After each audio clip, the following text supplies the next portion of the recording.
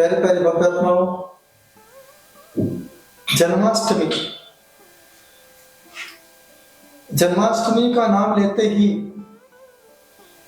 श्री कृष्ण के जन्मदिन की याद आ जाती है। एक ऐसा दिन जो श्री कृष्ण के जन्म दिवस के रूप में मनाया जाता है। जैन धर्म में 22वें नंबर के तीर्थंकर नेमिनाथ स्वामी, जिनके पिता समुद्र विजय और जिनके भाई वासुदेव का पुत्र श्री कृष्ण और समुद्र विजय का पुत्र नेमिनाथ, दोनों आपस में चचेरे भाई। और आज जैन आगम में ऐसा कहा जाता है, जो आज सारी दुनिया के अंदर भगवत गीता का उपदेश सुना जा रहा है। यह उपदेश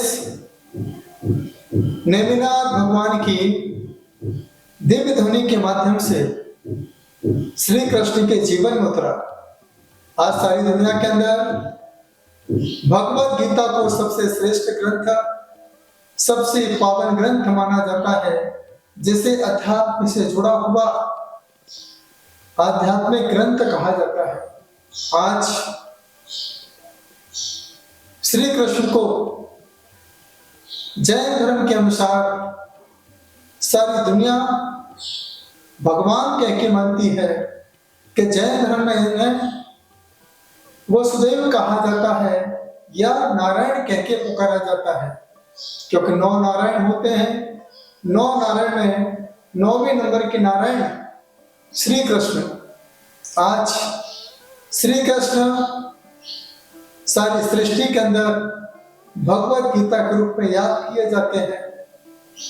जैन आगम में ऐसा कहा जाता है, श्री कृष्ण भावी तीर्थंकर होंगे। किसके प्रभाव से? दान के प्रभाव से। दान की अचिंत्य महिमा है। ऐसा भगवत गीता में दान के बारे में कहा जाता है, दातव्यमिति यद्दानम् दीयते अनुकारिणे देशे काले च पात्रे च दत्तानं सात्विकं स्मृतम्। ऐसा भगवत गीता में कहा जाता है, जो दान कर्तव्य समझकर बिना उपकार की भावना को लेकर उचित स्थान पर उचित समय पर योग्य व्यक्ति को दिया जाता है, उस दान को भगवत गीता में सात्विक दान कहा जाता है। जैन आगम में उमा स्वामी चरित्र में उमा स्वामी लिखते हैं कि 4 प्रकार का दान होता है। आहार दान होता है, औषध दान होता है, अभय दान होता है और शास्त्र दान हुआ करता है। आहार दान के प्रभाव से भूख मिटती है। औषध दान के प्रभाव से रोगों का शमन हुआ करता है। मैं तो कहता हूं, सामान्य रोगों का नहीं, जन्म जरा मृत्यु के रोगों का शमन औषध दान के प्रभाव से हो सकता है। ज्ञान दान के प्रभाव से अज्ञानता का नाश होता है और अभय दान के प्रभाव से डर भय खत्म होता है। अब श्री कृष्ण ने ऐसा कौन सा दान दिया जिसके प्रभाव से तीर्थंकर प्रकृति का वध हुआ? ऐसा कहा जाता है, सेठ की पुत्री ऋषभ सेना, जिसने जैन साधुओं को औषध दान दिया। सभी साधु अस्वस्थ थे, वह औषधि बता के नहीं दी, दिखा करके नहीं दी, छुपा करके दी। याद रखना, औषध दान बता के नहीं दिया जाता है, दिखा के नहीं दिया जाता है, दबा के दिया जाता है। इसलिए इसे कहते हैं दवा। जो दवा के दी जाए उसका नाम दवा होती है। तो वह एक ऐसा पुण्य श्री कृष्ण ने अपने जीवन में पैदा किया। उस पुण्य के प्रभाव से उन्होंने तीर्थम कर प्रकृति का बंध कर लिया। मैं आपसे कहना चाहता हूं, आज अष्टमी है, अष्ट कर्मों को नष्ट करने का दिन है।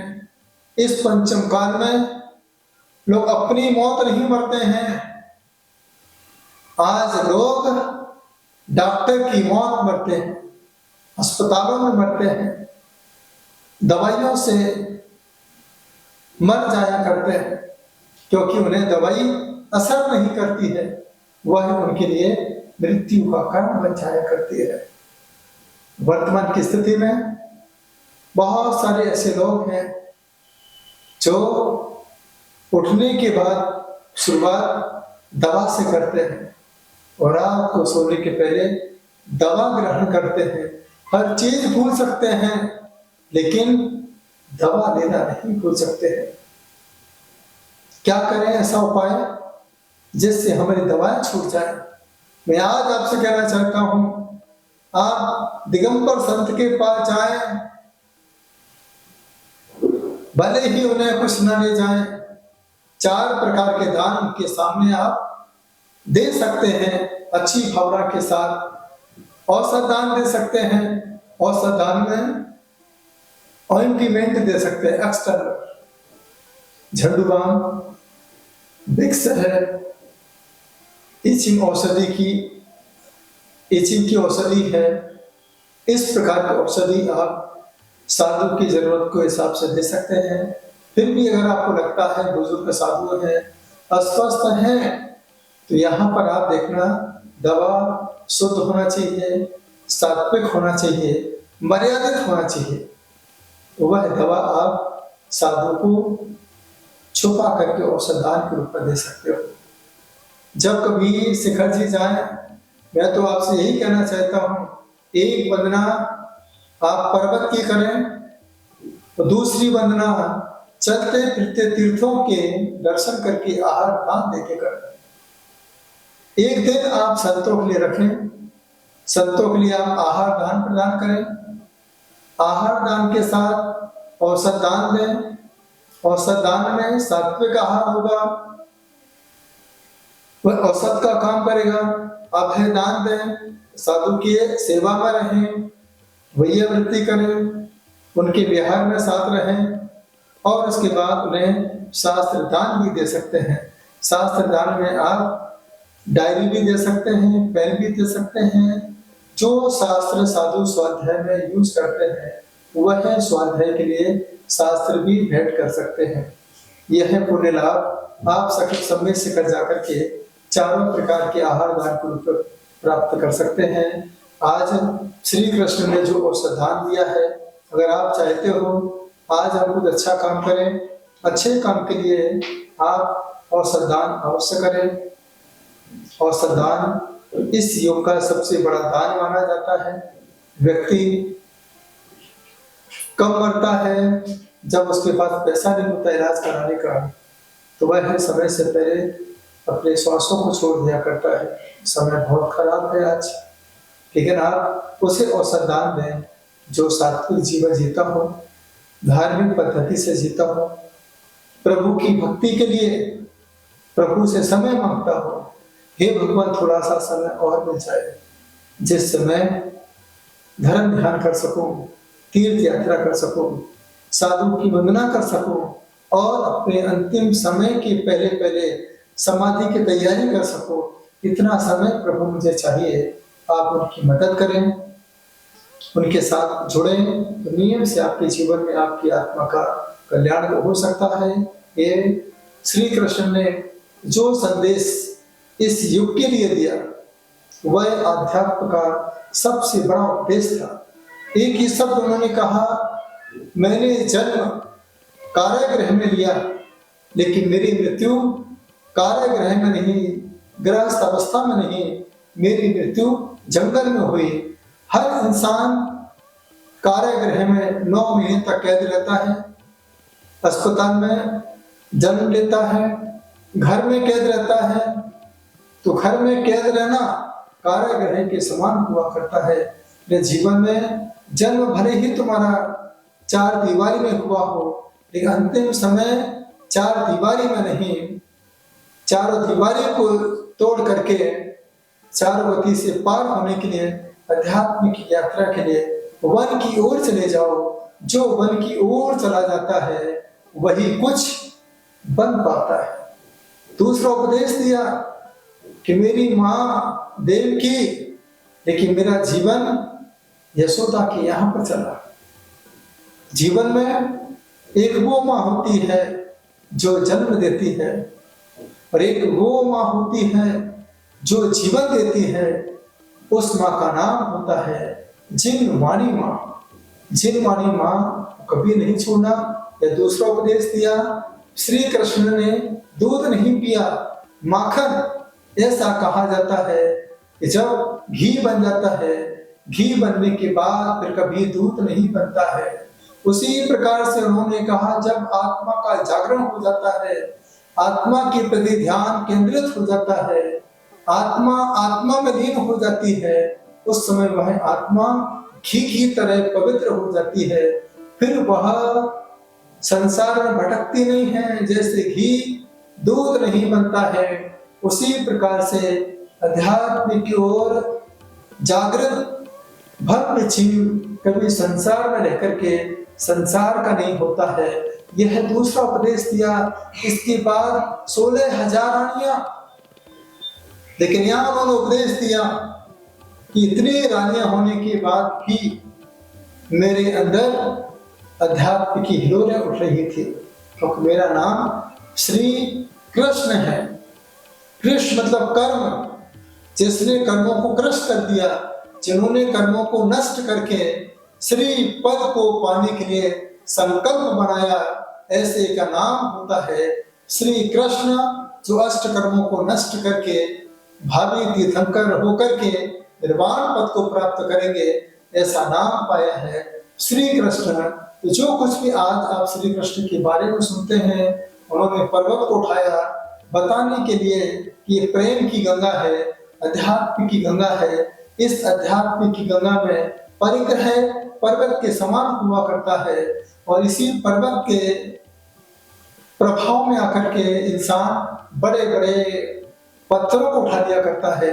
जीवन में परिग्रह और परिचय से दूर होकर के आत्म जागरण की यात्रा करोगे तो नियम से तुम्हारी आत्मा का कल्याण हो सकता है। ऐसा संदेश श्री कृष्ण ने इस भव्य जीवों को संसार में दिया। एक उपदेश और दिया भगवद गीता में, यह शरीर जिस प्रकार से हर दिन जीर्ण शीर्ण होता जा रहा है, उसी प्रकार से ये संसार आपके अंदर के परिणामों को बदलता जा रहा है। परिणाम बदलते जाए कोई बात नहीं, लेकिन आत्मा की जागृति की भाव कभी नहीं बदलना चाहिए। आत्मा की जागृति के भाव जिसके हर पल बने रहते हैं, वही जीव नियम से आत्मा का कल्याण कर सकता है। तो आज श्री कृष्ण का नाम लेते ही जन्माष्टमी की याद आती है। तो जन्माष्टमी पर हिंदू धर्म के लोग अपने अपने परंपरा के अनुसार जन्माष्टमी मनाते हैं। आप भी आज और श्रद्धांजलि दे करके जरूरतमंदों को स्वास्थ्य लाभ देने की भावना रख करके, हमारे यहाँ पर भी रिद्धिधारी महाराज होते हैं जिन्हें हम लोग जन्मौषधि मनौषधि कहते हैं।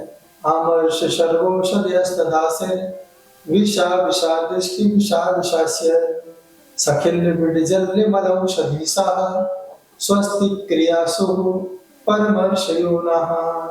ऐसे ऐसे संत होते हैं जिनको टकरा के हवा निकल जाए, जिसके संपर्क में आ जाए, वह व्यक्ति स्वास्थ्य लाभ को प्राप्त हो जाता है। तो आज आप जिन संतों को औषधान दे रहे हैं, आज औषधान आपने दिया है, कल उनकी साधना के प्रभाव से जब आप उनके संपर्क में आओगे तो आपका जीवन भर स्वास्थ्य वर्धक काया मिलेगी और आपके जीवन में आपकी आत्मा का कल्याण और आपकी आत्मा का उद्धार हो सकता। तो आज पावन दिन, पावन पर्व है, औषधान का दिन है। आप सभी औषधान दे करके इस जन्माष्टमी को मनाएं। जन्म जन्म तक ना भूलूंगा। एक एहसान तुम्हारा, रोम रोम से निकले गुरुवर, नाम तुम्हारा है। हे गुरुदेव, यदि आप स्वस्थ रहे तो हम सभी को पंचम काल में आपका आशीर्वाद मिलता रहेगा, आपकी देशना मिलती रहेगी, आपका लाभ मिलता रहेगा, और आपकी चर्या के साथ जुड़ करके अपने जीवनचर्या को सुधारने का अवसर प्राप्त होगा। तो सभी को इस श्री कृष्ण के जन्माष्टमी पर्व पर अष्टकर्मों को नष्ट करने के लिए, कृष्ण करने के लिए और श्री पद को पाने के लिए बहुत बहुत आशीर्वाद है। आप सभी आज के दिन शुभ भाव के साथ प्रभु के साथ जुड़ करके अपनी आत्मा का कल्याण करें। वसुदेव हैं, वसु मतलब अष्टकर्म के नष्ट करने वाले, देव है ऐसी भावना पाइए। जो तीर्थंकर भावी होने वाले हैं वह तुम्हारे भविष्य में किसी न किसी रूप में तुम्हारे काम आए।